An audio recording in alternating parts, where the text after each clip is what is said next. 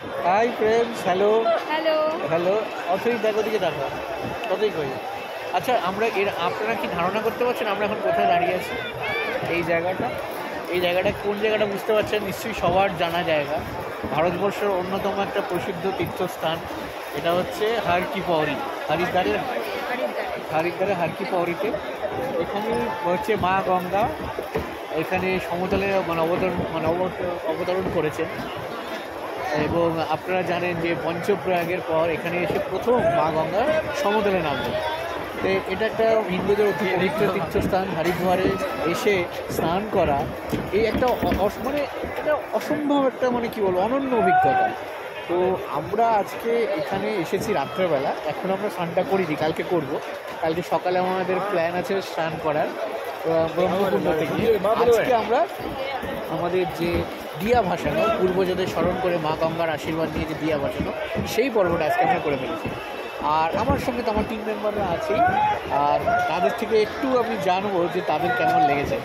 আচ্ছা বলো, আর কি পৌরি, এই যে তাকে এইদিকে আর কি পৌরি হাও সুন্দর লাগছে সন্ধ্যাবেলায়। হ্যাঁ, এখন সন্ধ্যা নয়, রাত্রি হয়ে গেছে, তবে এখানে অনেক দেরিতে সন্ধ্যাটা নামবে। ঠিক আছে, মানে আমরা 7:15 নাগাদ চেক ইন করেছি, তখন কিন্তু সেই সবে সন্ধ্যা হচ্ছে। এনিওয়ে, একটু ফ্রেশ হয়ে আমরা এখন গঙ্গার ঘাটে এসেছি। আর যেটা আমাদের এই দেওয়া আর কি, মা গঙ্গাকে দিয়া দেখানো, সেটা আমরা করে ফেলেছি। ঠিক আছে, এখন আমরা একদম আমাদের প্ল্যানিং আছে কালকে আর্লি মর্নিং আমরা নিজেরা স্নান করব। কালকের দিনটা খুব ভালো দিনও আছে, দেখছি পূর্ণিমা।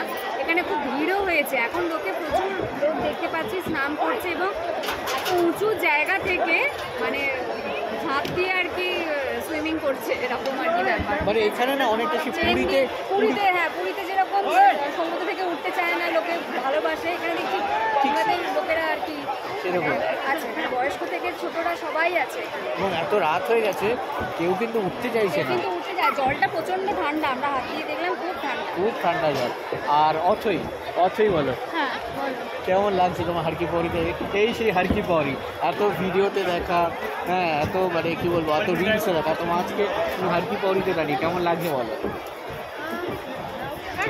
স্পেশাল একটা পজিটিভ ভাইব, একটা অসপিশিয়াস একটা ফিলিং। হ্যাঁ, আর এখানে গঙ্গাটা যেরকমভাবে তুমি ইউজ টু গঙ্গা মাকে দেখতে, এখানে একটু অন্যরকম না, অনেকটা ন্যারো এবং খুব ফাস্ট মুভিং, তাই তো? আর কালকে তোমার ওরা ওয়েট করে আছো কালকে স্নানের জন্য? তো হ্যাঁ, অ্যাকচুয়ালি আমাকে বলছে যে আমাকে নাকি ধরে বেঁধে স্নান করবে, আমি চাই না আমাকে এমনভাবে ট্রিট করো অ্যাজ এ অথই বলছে নিউবর্ন, ও নিজে একটা চেন ধরে স্নান করবে।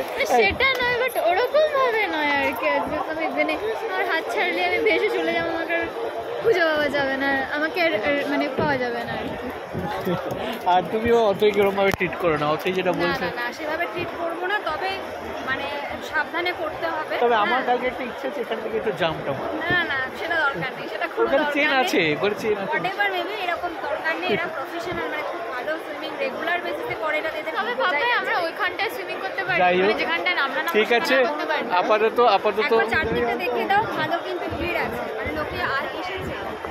আমার হোয়াটএভার ভ্যাকেশন স্টার্ট হয়ে গেছে, আর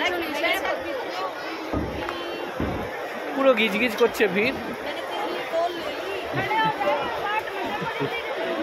আর এইখানে তো প্রচন্ড ভিড়, দেখুন এদিকটা। গরম নেই কিন্তু, শীত পাচ্ছে না, গরমও হচ্ছে। হ্যাঁ, ঠান্ডা লাগার টেনশনটা নেই, ওটা সয়ে যাবে, জলটা যতই ঠান্ডা হোক, গরম ঠিক আছে, খুব একটা গরমে কষ্টও হচ্ছে, খুব একটা গরমে কষ্ট হচ্ছে, জলটা তো খুবই ঠান্ডা। আর সত্যি কথা বলতে মা গঙ্গাকে যেরকমভাবে দেখতে আমরা অভ্যস্ত নয়, হ্যাঁ, তো এটা একটা অন্যরকমই সম্পূর্ণ অভিজ্ঞতা লাগে। অতই যেরকম বলে খুব অসপিশিয়াস ফিলিং লাগে। তো যাই, তো আপাতত এখন থেকে বেরিয়ে যাচ্ছি, পরে আবার কথা হবে। কালকে লাইভে আসবো, কালকে আবার অন্য ভিডিও শেয়ার করবো, তখন আবার কথা হবে। টিল দেন বাই করে দাও।